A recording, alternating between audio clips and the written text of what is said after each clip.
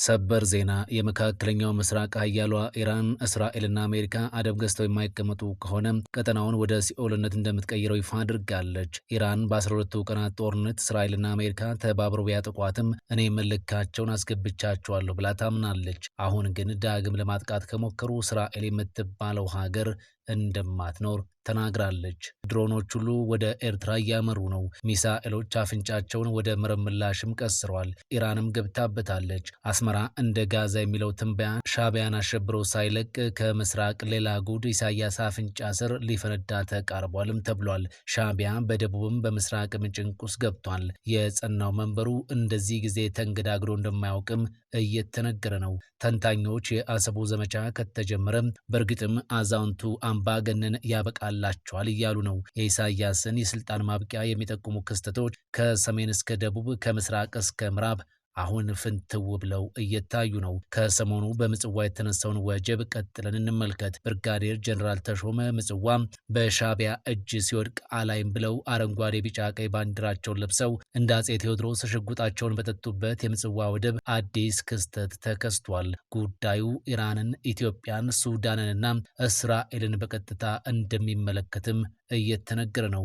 በጎረቤቶቻቸው የውስጥ ግጭት እጃቸውን በመስደድ የሚታወቁት ፕሬዚዳንት ኢሳያስ ይህ አመላቸው የማታ ማታ አገር ላደረጓት አገራቸው መዘዝን አስከትሏልም ተብሏል። ፊልድ ማርሻሉ እጃቸው መቆረጥ አለበት ያሉትን ጀነራሉ ሊፈጽሙት ዝተዋል። የምጽዋ ኤርፖርትንም ሆነ አስመራን እደበድባለሁ እያሉ ነው እኚሁ ጀነራል። በተመሳሳይ የድንበሩ ጉብኝት ቀጥሏል። የጠቅላይ ሚኒስትሩ የምስራቅ አፍሪካ ጉዳዮች አማካሪ ሚኒስትር አቶ ጌታቸው ረዳም፣ የብሔራዊ መረጃና ደህንነት አገልግሎት ዋና ዳይሬክተር አምባሳደር ሬድዋን ሁሴን፣ የፌዴራል ከፍተኛ ሚኒስትሮች፣ የመከላከያ አመራሮችና የአፋር ክልል አመራሮችን ያካተተ ቡድን በኤርትራና ኢትዮጵያ ድንበር ላይ ጉብኝት እያደረጉ ሲሆን ትላንት ከአሰብ ወደብ በ80 ኪሎ ሜትር ርቀት ላይ የምትገኘውን የቡሬን ግንባር የጎበኙ ሲሆን ዛሬ ደግሞ ከአሰብ 40 ኪሎ ሜትር ርቀት ላይ በምትገኘው ቢዱ ወረዳ ጊፍሮ በምትባል ቦታም ጉብኝት አድርጓል። በጉብኝቱ ለአካባቢው ማህበረሰብና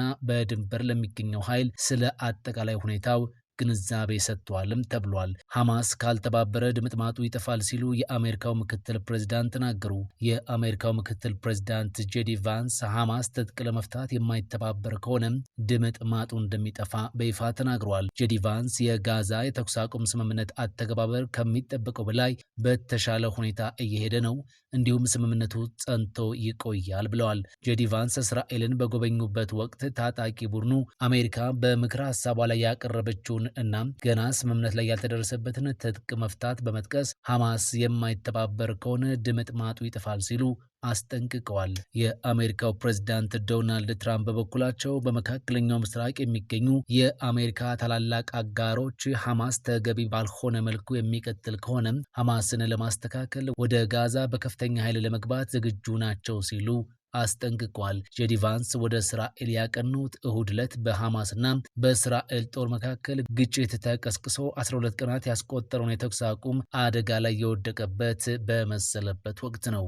የሱዳን ፈጥኖ ደራሽ ጦር መሪ የሆኑት መሐመድ ሐምዳን ዳጋሎ የኤርትራ መንግስት በፖርት ሱዳን በኩል ተዋጊ ጀት፣ ድሮንና የጦር አውሮፕላኖችን ለሱዳን ወታደራዊ መንግስት ድጋፍ እያደረገች ነው ሲሉ ወቅሰዋል። ኤርትራ ከዚህ ድርጊቷ እንድትቆጠብም አስጠንቅቋል። ከዚህ በተጨማሪ የሱዳን ወታደራዊ መንግስት የካርቱም ኤርፖርት ከ30 ወራት በኋላ በዛሬው ዕለት የሀገር ውስጥ በረራ እንደሚጀምር መግለጹን ተከትሎ ማንም ሰው በካርቱም ኤርፖርት በረራ እንዳያደርግ መሐመድ ሐምዳን ዳጋሎ አሳስበዋል። ከዚህ ማሳሰቢያ በኋላም በካርቱም ኤርፖርት ላይ አደጋ እንደተከሰተም ዘገባዎች አመላክተዋል።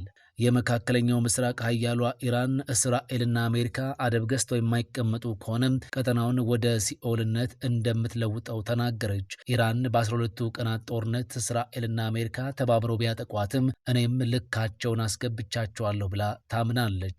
አሁን ግን ዳግም ለማጥቃት ከሞከሩ እስራኤል የምትባለው ሀገር እንደማትኖር ተናግራለች። በሌላ በኩል ደግሞ ሐማስ ትጥቁን የማይፈታ ከሆነ ድምጥማጡን አጠፋዋለሁ ስትል አሜሪካ ዝታለች። ከዚህ የአሜሪካ ንግግር በኋላ ሐማስን ለማዳን የአረብ ሀገራት መረባረብ ጀምረዋል እየተባለ ነው። የተባበሩት አረብ ኤምሬት ጦሯን ወደ ጋዛ ገስግስ ማለቷ ሲሰማም በድንበር ከሰፈረ የሰነበተው 40 ሺህ የግብፅ ጦር ደግሞ ወደ ኋላ ማለቱ ተሰምቷል። የእስራኤል ባላንጣ የሆነችው ቱርክ ግን በጣም በቅርቡ ጦሯን እንደምታስገባ ይጠበቃልም ተብሏል። በተመሳሳይ መረጃ በኢራን አብዮታዊ ዘብ የተሰኘው የጦር ክፍል አዛዥ ሜጀር ጀነራል መሐመድ ፓክፑር በአገራችን ላይ አንዳች ጥቃት ከተሰነዘረባት ቀጠናውን ገሃነመ እሳት እናደርጋለን ሲሉ ዝቷል። ኢራን ባለፈው ዓመት ሰኔ ወር በኒውክሌር መርሃ ግብሯ መነሻ ከእስራኤል ጋር ለ12 ቀናት ከባድ ግጭት ውስጥ ገብታ እንደነበር ኢራን ኢንተርናሽናል አስታውሷል። ካርቱም ዓለም አቀፍ አየር ማረፊያ ዛሬ ለሁለተኛ ጊዜ በድሮን ተደብድቧል። ካርቱም የሚገኘው ዓለም አቀፍ አየር ማረፊያም በ24 ሰዓታት ውስጥ ለሁለተኛ ጊዜ ድብደባ ተፈጽሞበታል። የከተማው ነዋሪዎች እንደተናገሩት በዛሬው ዕለት ከደቡባዊ አቅጣጫ በርካታ ድሮኖች ሲያልፉ የተመለከቱ ሲሆን በአየር ማረፊያው አቅራቢያ የፍንዳታ ድምፅ ሰምቷል። እንዲሁም ከአካባቢው ጭስ ሲወጣ መመልከታቸውንም አስረድተዋል። በተመሳሳይ ትላንት በአየር ማረፊያው ላይ የድሮን ጥቃት የደረሰ ሲሆን ለዚህም የፈጥኖ ደራሽ ኃይሉ ዋና አዛዥ ጀነራል ሐምዳን ዳጋሎ ኃላፊነቱን መውሰዳቸው ይታወቃል። አየር ማረፊያው ከ2 ዓመታት በኋላ በዛሬው ዕለት በሀገር ውስጥ በረራዎች ስራ እንደሚጀምር አስታውቆ የነበረ ቢሆንም በእነዚህ ጥቃቶች የተነሳ በረራ የሚጀምርበትን ጊዜ ማራዘሙን ይፋ አድርጓል። መቼ እንደሚጀምር ግን ያለው ነገር የለም። አየር ማረፊያው ዛሬ ስራ ቢጀምር ኖሮ ከፖርት ሱዳን የሚመጣ አውሮፕላን ለመቀበል ፕሮግራም ይዞ ነበር።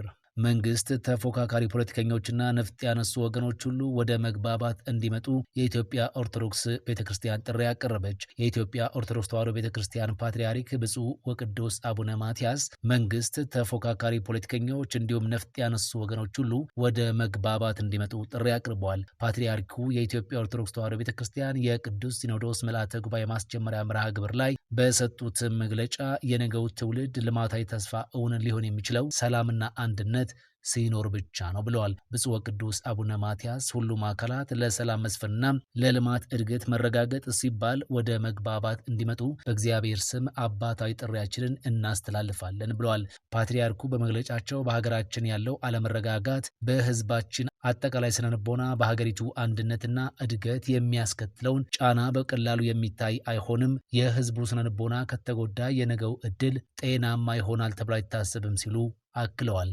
ከዚህ በተጨማሪም ችግሩ እየታየ ያለው በዋናነት በሀገራችን ፖለቲከኞች በመሆኑ ነገሩ የተወሳሰበና የተራዘመ እንዲሆን አድርጎታልም ብለዋል። በመሆኑም ይህ የእርስ በርስ ግጭት ቆሞ ችግሮች በውይይትና በድርድር በመፍታት የወንድማማች እልቂት የሚያስቆም የሰላምና የእርቅ ዕድል ቅድሚያ እንዲሰጠው ጉባኤው የበኩሉን ጥረት ማድረግ ይገባዋል ሲሉ አሳስበዋል። በዘመናችን እየተከሰተ ያለው ችግር ስንዘረዝር ውለን ብናድር መናገሩ በራሱ መፍትሄ ሊያመጣልን አይችልም ያሉት ፓትርያርኩ ጉባኤው ለዚህ ሁሉ ችግር ዘላቂ መፍትሄ ሊያመጣ የሚችል መደላድል በስብሰባው ሊተልም ይገባል ሲሉ የአደራ መልእክታቸውን አስተላልፈዋል። በተጨማሪም ቤተ ክርስቲያኒቷ ፈተና ውስጥ መሆኑን የጠቀሱት ብፁዕ ወቅዱስ አቡነ ማትያስ ስም የማጥፋት ዘመቻ የቤተ ክርስቲያኒቷን እምነት ከመንቀፍና ከማብጠልጠል በላይ አልፎ የቅዱሳንን ቅዱስ ስዕል በአደባባይ እስከ መቅደድ ተደርሷልም ብለዋል። ይህም ህገ መንግስት በቀጥታ የሚጻረር ድርጊት መሆኑን አንስተው ሆኖም በህግ የሚጠይቅና የሚያስቆም አካል እንዳልተገኘም